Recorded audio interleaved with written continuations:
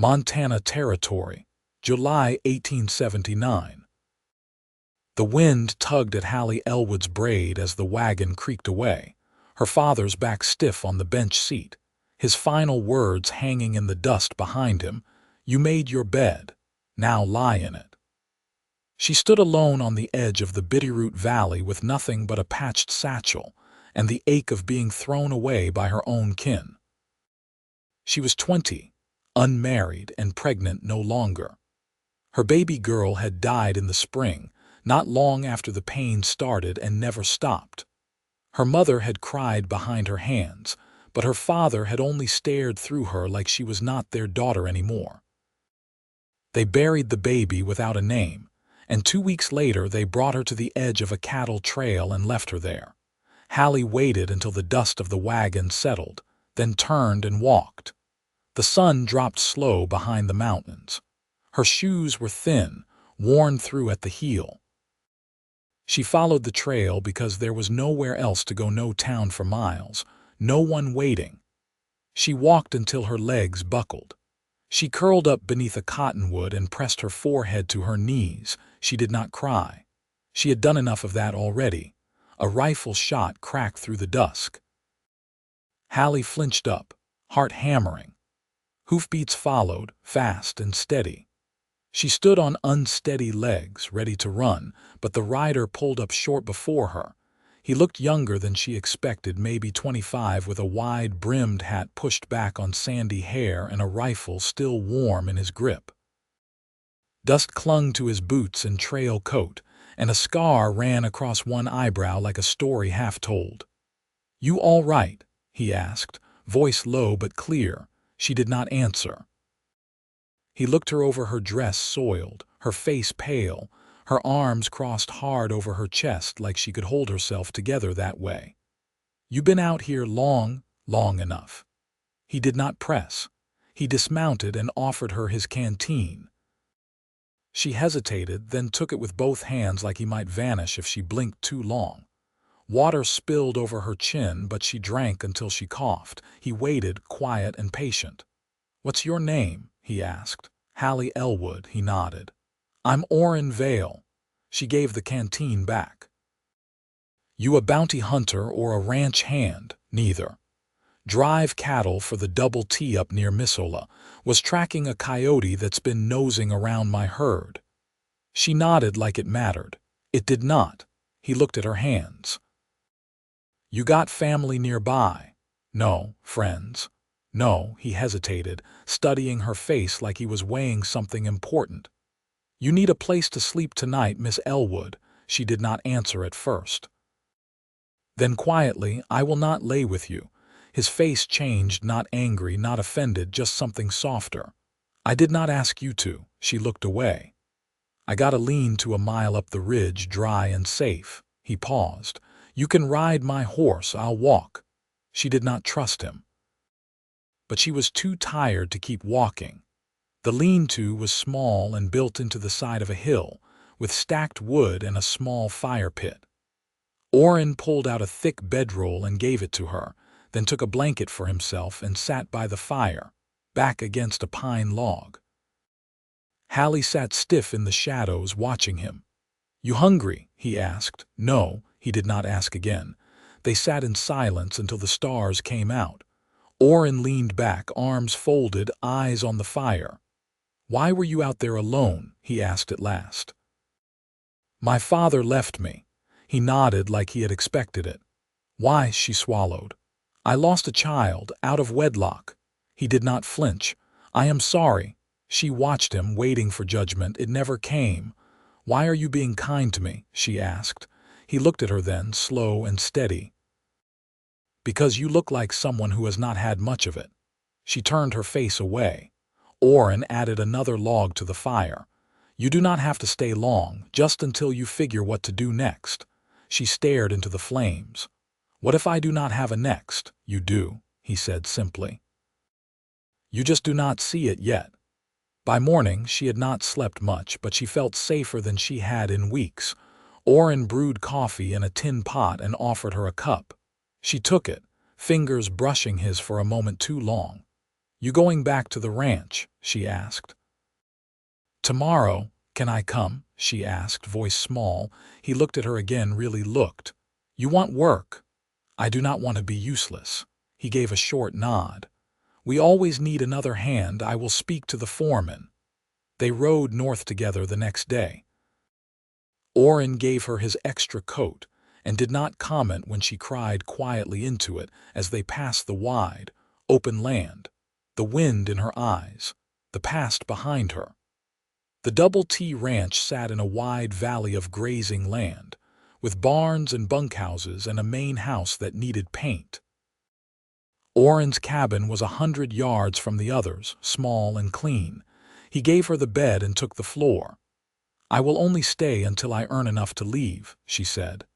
"That is fair," he said. Days passed.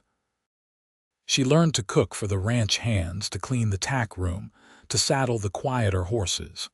She worked hard and never complained. Orrin watched, helped where needed, and said little, but he always made sure she ate, always walked her back to the cabin after dark. One night she found him asleep on the porch, arms folded, hat over his face. She sat down beside him, knees tucked to her chest. "I did not think I would feel safe again," she whispered. He lifted the hat, looked at her. "You are family now," he said. Her throat thickened. "What? I do not mean blood. I mean the kind that stays when everyone else leaves." She blinked fast. "I do not know how to be that. I will show you." 1 week turned to 2. Hallie laughed again once, then more often. She started cleaning Orrin's shirts without being asked. He started bringing her wildflowers in his coat pocket. They sat close by the fire. He brushed a leaf from her hair. Her breath hitched. "You are not broken," he said. "I feel like I am." "You are not." She looked at him, eyes wide and scared. "Why do you care so much?" He looked back, steady. "Because I love you." Her lips parted. "You do not have to say that. I mean it." She leaned in, slow, unsure. He met her halfway. The kiss was quiet, but it melted something deep inside her. That night she slept in his arms. Fully clothed, wrapped in blankets and warmth, her head on his chest. "Safe," she whispered into the dark. "I loved you the moment you gave me your horse." He smiled against her hair. "I know." They slept like that together, whole and home. By late August, the grass in the valley had yellowed along its tips, and the sun fell earlier behind the ridge. Hallie stood with her sleeves rolled, scrubbing a saddle blanket in a wooden tub behind the barn. Her hands stung from the lye soap, raw at the knuckles where the skin cracked, but she didn't stop. She liked the ache it reminded her she was earning every hour of her place. Orrin came around the side of the hay shed, carrying a small crate of fence nails. He paused when he saw her, his boots catching dust as he slowed. "You're up early," he said. "I couldn't sleep." He set the crate down, crouched beside it, and pulled off his gloves. "You thinking about the winter?" "No," she said. "I'm thinking about what comes after it." He looked up at her. "What do you mean?" "I mean I used to count the days in seasons. Now I count them in chores." Orrin nodded like that made sense to him. "You make plans?" "Not yet, just thoughts." He didn't press. Instead, he picked up a hammer and tested its weight in his palm. "We'll need to run wire out past the north fence line before snow sets in. You feel up to riding that far today?" She wiped her hands on her skirt and nodded. "Yes." They rode out by mid-morning, saddlebags packed with wire spools, hammer, and a tin of biscuits wrapped in wax cloth. The land was quieter out there, no other riders, no cattle, just the hush of pine wind and the occasional yip of something unseen. Hallie dismounted to stretch her legs near a cluster of aspen, their leaves already curling at the edges. Orrin tied off the reins and sat beside her on a flat stone. "You ever ride this far before?" "No. Closest I came was a church picnic south of Ravalli. I was 12. I remember the smell of pie more than anything else." He smiled faintly. "You miss it, the pie." He shook his head. She peeled a bit of bark from the stone's edge. I miss believing in things like picnics. I miss my mother's voice before it changed. Orrin reached for the biscuit tin, opened it, and offered her one. You ever think about writing her to say what? That I'm alive. She knows. She just chose not to care. He didn't argue. Instead, he broke off a piece of his biscuit and chewed in silence. The wind shifted, cooler now, with the scent of damp soil and pine needles. You've got a way of sitting still, she said after a long while. I reckon there's no point in rushing what don't need hurrying, he said. Were you always like that? No. Came after I got back from Dodge. I worked freight out there when I was 19. Got caught in a flash flood between stops, lost 2 mules and a friend. That kind of thing changes how a man paces himself. She watched him quietly, not out of pity but with a kind of reverence. You never told me that before. You never asked. She folded her knees up against her chest. Were you close with him? His name was Ellis. We weren't blood, but he taught me how to rig a wheel and shoot straight. I think of him when I see the river rise. Hallie turned her gaze toward the horizon. Sometimes I think I'm scared of having someone again, not because I don't want it, but because I do. Orrin set the biscuit down and leaned forward, elbows on his knees. We're not rushing anything here, Hallie. You don't owe me more than you can give. I know. She looked down at her hands, but I want to build something that lasts. Even if it's slow. He reached over and laid his hand over hers, calloused, steady. Then we'll build it slow. They sat a while longer until the light shifted and shadows grew long over the hill. Then they stood and rode on. Back at the ranch, the foreman waved them down by the corral. Got word from Miss Ola, he said. There's a school teacher short out in Stevensville. Widow took sick. They're looking for someone to take over through spring. Orrin glanced at Hallie. You thinking what I'm thinking? She met his eyes. I could teach. You'd be good at it, he said. The foreman nodded. You want me to write him? Let him know you're coming. Hallie hesitated. I'd like to see it first, see if it feels right. Fair enough, the foreman said. That night, by lanternlight, Hallie took down the small sewing kit Mrs. Kettering had left behind in the bunkhouse. She stitched a patch into Orrin's torn shirt, her needle slow but careful. You think I could really teach? She asked. Orrin leaned against the doorframe, arms crossed. You've got a way of listening. That's half of teaching. She didn't look up. And the other half, knowing what a child needs before they know how to ask. She tied off the thread. I want to go see the school. Then I'll take you. She folded the shirt neatly, set it on the table, and looked up at him. You always make it feel simple. It is. You want something, we ride toward it. She stepped closer, her hand brushing his. And if I want you, he didn't move away. Then I'm already yours. She touched his chest with the flat of her palm, right over his heartbeat. I want to remember this. How it feels to choose something with no shame in it. He kissed her, slow and certain, and this time there was no fear between them. Outside, the horses shifted softly in their stalls. Inside, the future took root. The road to Stevensville wound narrow along the Bitterroot River, the wagon wheels catching in ruts left by an early freight team. Orrin held the reins loose in one hand, the other resting on his thigh, while Hallie sat beside him, a small canvas bag tucked near her feet. She hadn't packed much, just a second dress, some sewing needles, and a pair of folded papers she'd copied from Orrin's ledger to show she could read and write without stumbling. The cottonwoods lining the river had begun to yellow, their leaves fluttering down like gold slips, and Hallie watched them fall with a strange stillness in her chest. I don't know what it'll feel like, she said, her voice barely louder than the wheels. To stand in front of them, Orrin asked. To be trusted with someone else's child. He didn't answer right away. Sometimes the only thing you can offer is steadiness. That's more than most ever get. She turned toward him. Did you ever think about having children? He kept his eyes on the road. Only once. I was too young, and she wasn't the sort to stay, but I never lost the thought of it.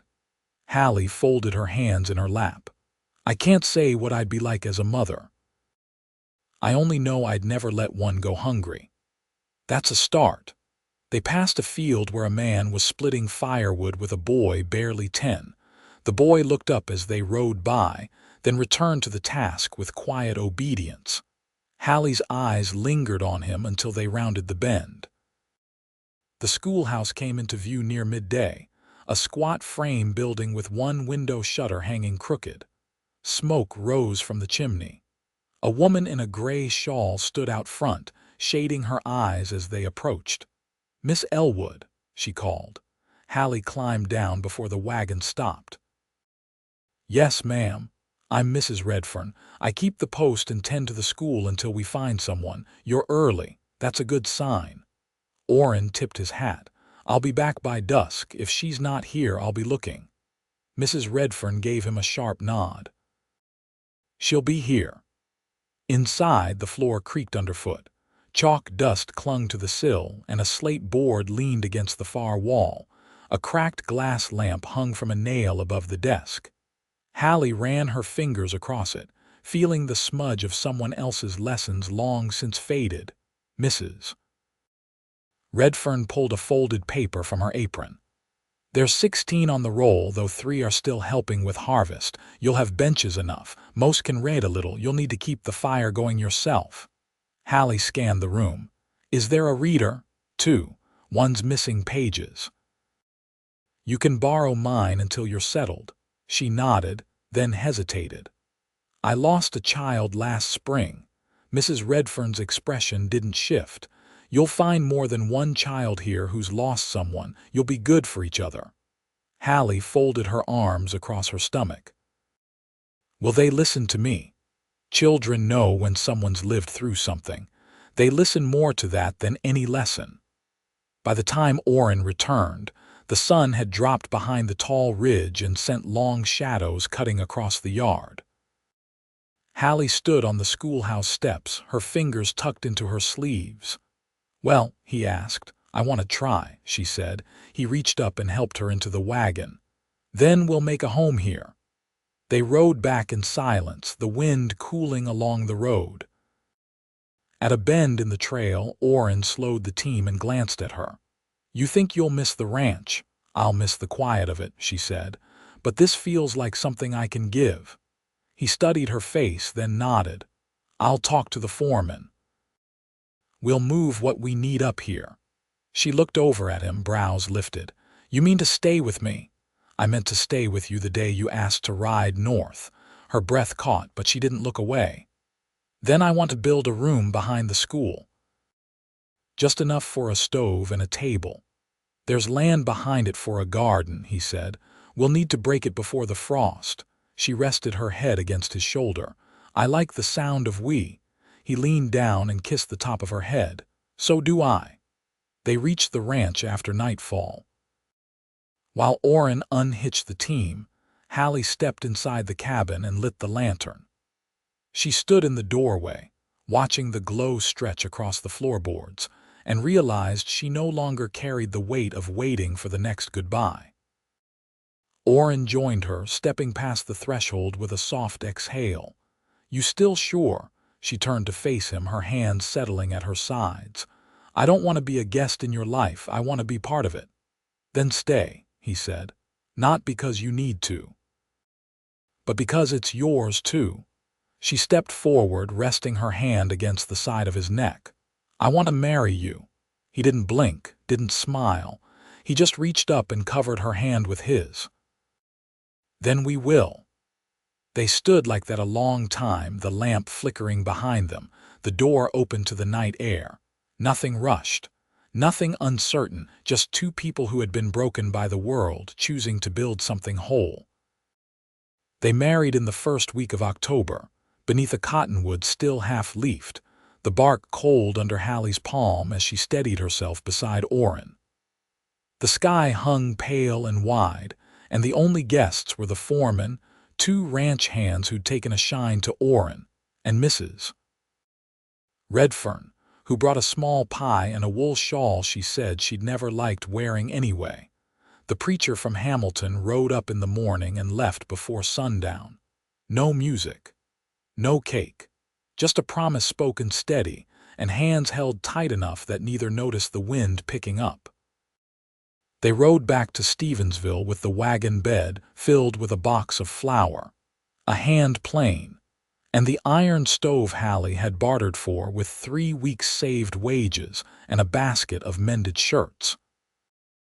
Orrin drove quiet, but his hand settled behind her back, thumb brushing the ridge of her spine through the fabric of her dress.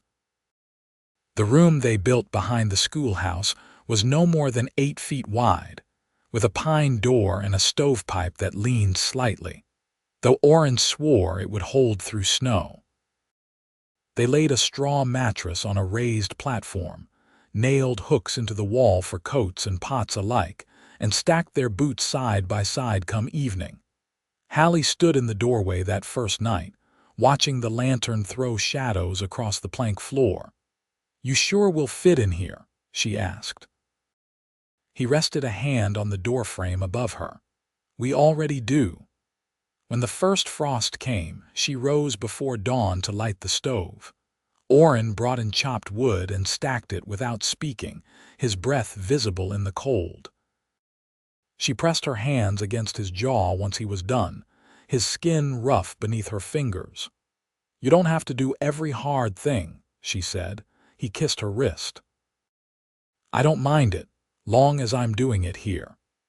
By mid-November, her students had begun leaving her small gifts: a folded strip of cloth, a sharpened pencil, an apple whose skin had bruised on one side.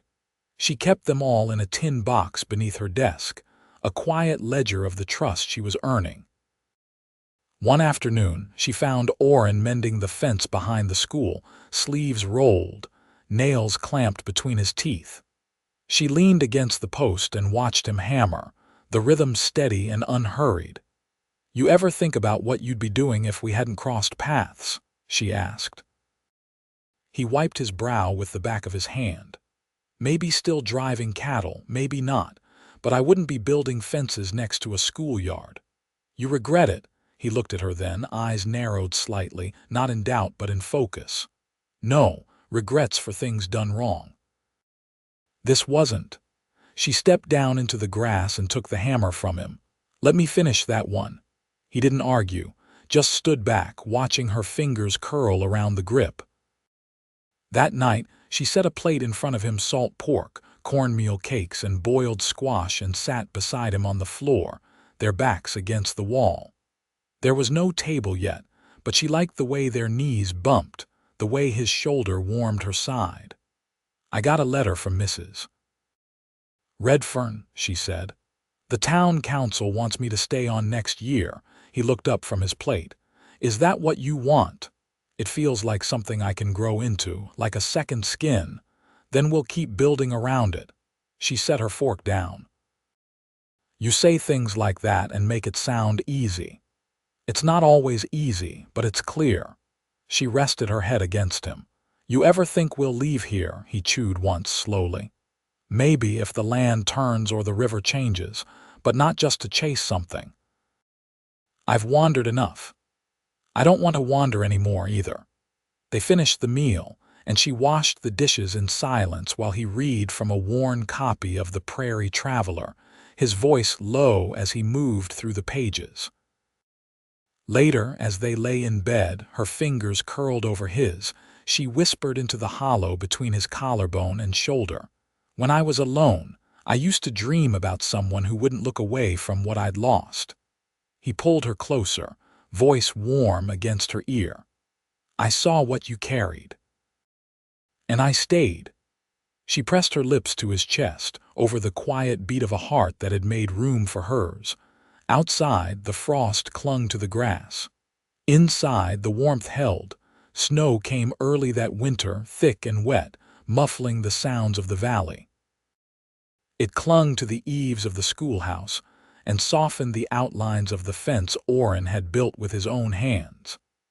In the mornings, Hallie walked the narrow path he shoveled from the door to the front steps, her wool skirts brushing against the snowbanks heaped on either side. The children arrived bundled in mismatched scarves and mittens, their breath rising in clouds as they filed in, stamping their boots by the threshold. Inside, the stove stayed hot. Hallie kept her lessons simple, leaning on stories and small tasks.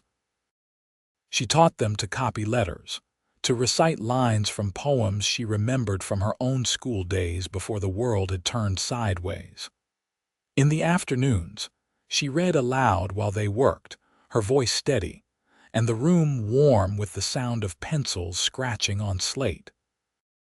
Orrin spent most of his days cutting wood for neighbors too old to manage it. He never mentioned the strain in his back, but Hallie noticed the way his shoulders tightened when he came in after dark. She would have helped him, but he only said, "You've got your hands full already," and kissed her forehead before pulling off his boots. One evening, as she patched the lining of his winter coat, she glanced over at him sitting cross-legged by the fire, sharpening a knife on a whetstone. "I never asked what you wanted when you were a boy," she said. He looked up, the firelight catching the edge of his jaw. "Didn't have much room for wanting, just keeping. But I used to think maybe I'd run a store someday. Hardware, maybe. Or tools." She smiled without lifting her eyes from the needle. "You'd be fair with prices." "I'd be fair, but I'd still make him pay up front."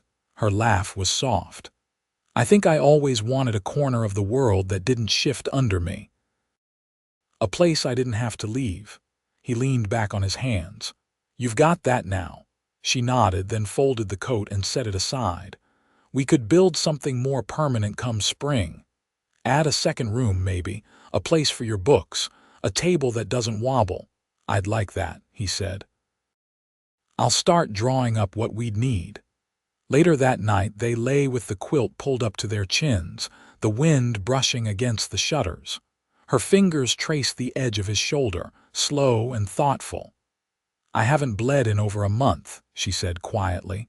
Orrin's breath stilled. "You think? I don't know yet." She turned her face into the hollow of his neck.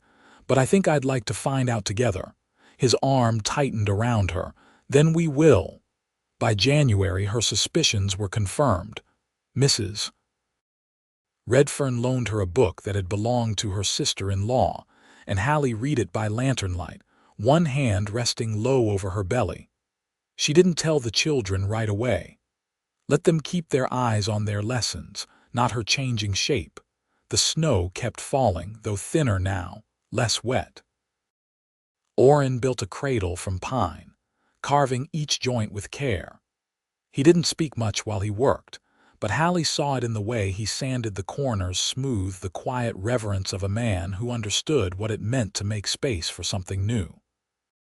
In early March, she stepped outside one morning and found Crocus pushing through the last of the snow by the stoop. She crouched, pressing her fingers to the soft green tips, and stayed there until Orrin came around the side of the house with an armful of wood. "Spring's coming," she said. "It always does," he replied. They planted potatoes 2 weeks later, her hands in the dirt, his beside hers. They spoke little as they worked, the sun warming their shoulders. By midsummer, her belly had rounded beneath her dress. The children brought her flowers and left them on her desk without comment. One girl offered a pair of hand-sewn booties, the stitching uneven but earnest. Hallie held them in both hands and blinked hard before setting them on the shelf behind her desk. The birth came in late September, just as the leaves began to turn again. Orrin stayed by her side the whole night, his hand never once leaving hers.